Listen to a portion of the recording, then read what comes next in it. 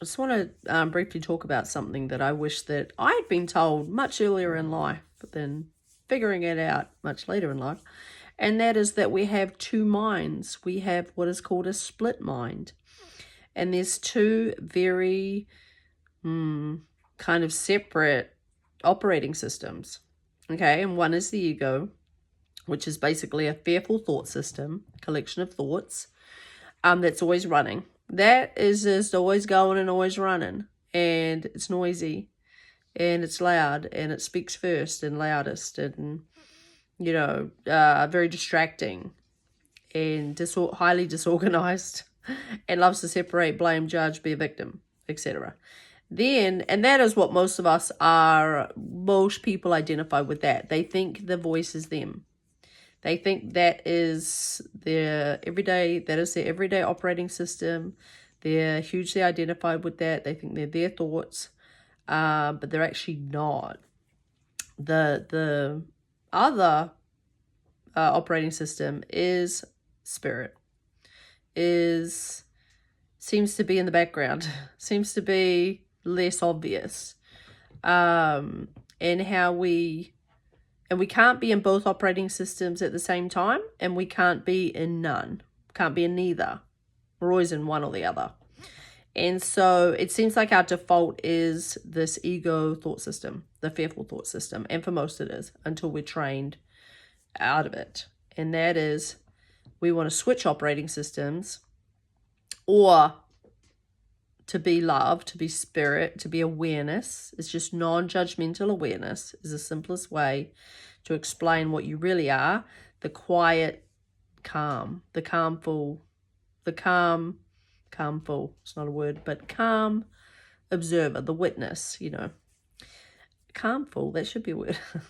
Anyway, so these are the two operating systems. You can't be in both, and you can't be in neither. You're always in one or the other. And most people by default are in their fearful thought system. But the great news about this is we have an option. We can choose again. We can switch operating systems.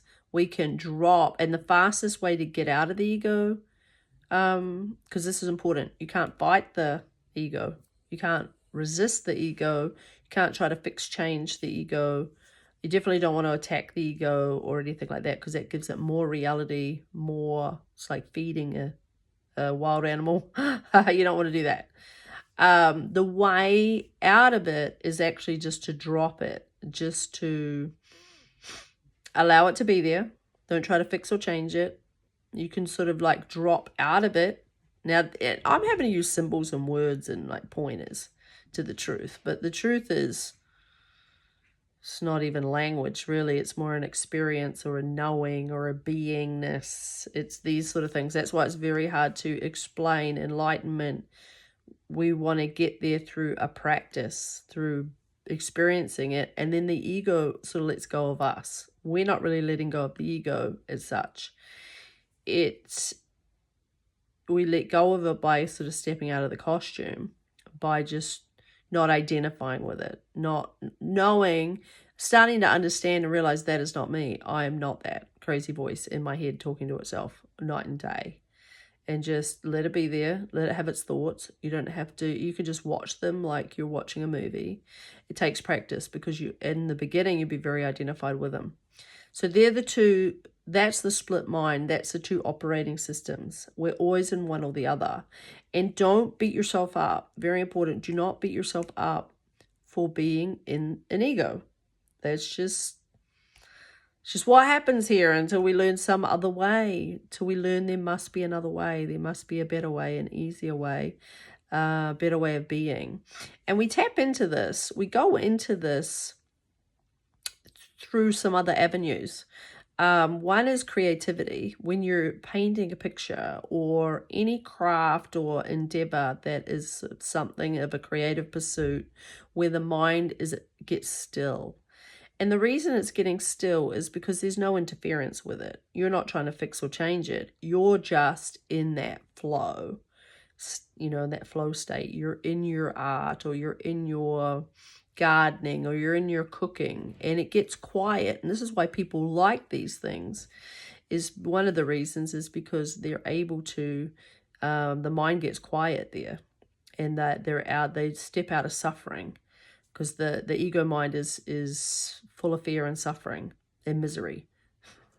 And so some of the ways to step out of that is, one would definitely be creative things, where pursuits where the mind is able to get still and time disappears and you get into the whatever you're into, needlework or knitting or crafting or beading or gardening or mechanical work or whatever it is that gets your mind just to sort of stop obsessing.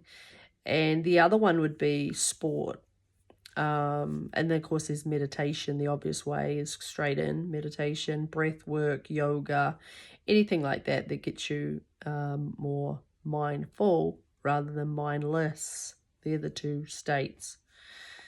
So sport is another way. That's one of my preferred methods, is because you're dropping. Now, some sports can aggravate the ego, especially if there's a lot of competition or a battle or a war. Sort of the element of the sport has some of those concepts that can also almost aggravate the ego, but, or agitate it, sort of thing.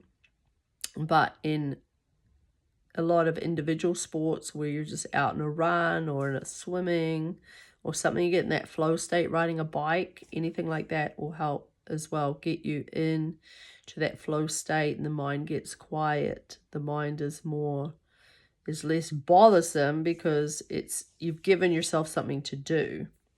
But it can still, in some people, it can still very much interfere. But the best way is the practice, because all of these things are something you have to do. It's some kind of a fix, but it's not, if you notice, it's not lasting. The lasting way to the long, what we really want to do is undo the ego once and for all. It's got to be done in increments. You can't undo the ego in one shot, or you would shit a brick, basically. It has to be done incrementally over time. And that's best use of earth time, is to repurpose everything for the undoing of the ego. And that is by not judging anything that occurs. And that's how the ego dies very slowly, is undone, is by not totally removing judgment on anything, on how you're behaving, how you're thinking, how you think you're thinking, other people's behavior, what's your projections on other people, like all of that is just not judging anything that occurs. Nothing needs to be any different than it is. Your thoughts don't need to be any different. Your behavior doesn't need to be any different. Remove judgment from everything. Because if you notice, like, people that are awake, that are like these gurus that are real peaceful, they don't judge anything. The judgment's gone. They know they're not any of this mess to be judged.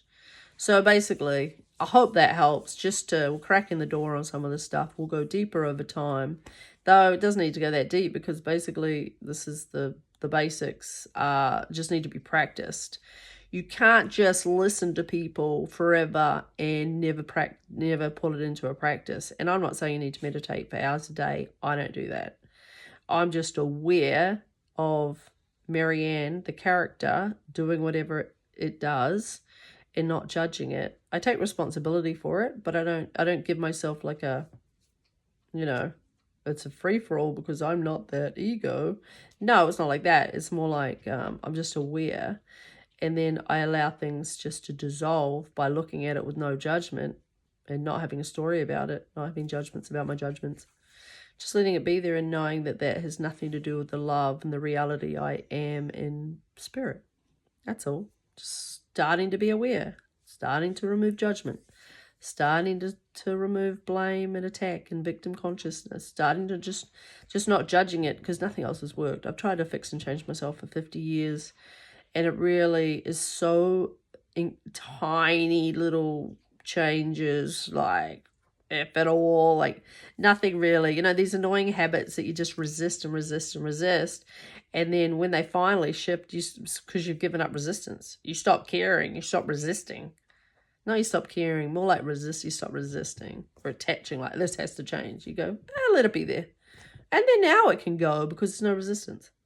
So saying the same thing everyone's saying, but I just wanted to, in this, field, But I just wanted to bring the awareness to the two minds, because it's like, oh, what mind am I in? And it's basically like heaven or hell, love or fear, peace or turmoil. You'll know by how you feel is where you're located.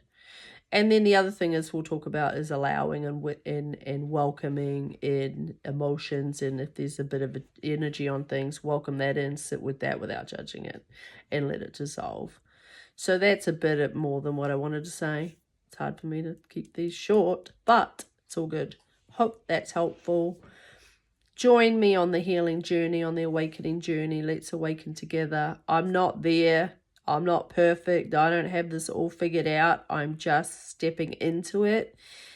In 2024, I feel like I really made a shift into this. And it's really been a game changer. There's so much less suffering, so much more, peace, and just having a better time, better experience overall, I would say. So I hope that's helpful. I really just want to partner with you guys. Come along on the journey with me if this resonates with you. I know this is not for everybody at this time, but would love you to join me on this journey, and I'll try to be putting out more videos as they come up. All right, as things come up. Okay, lots of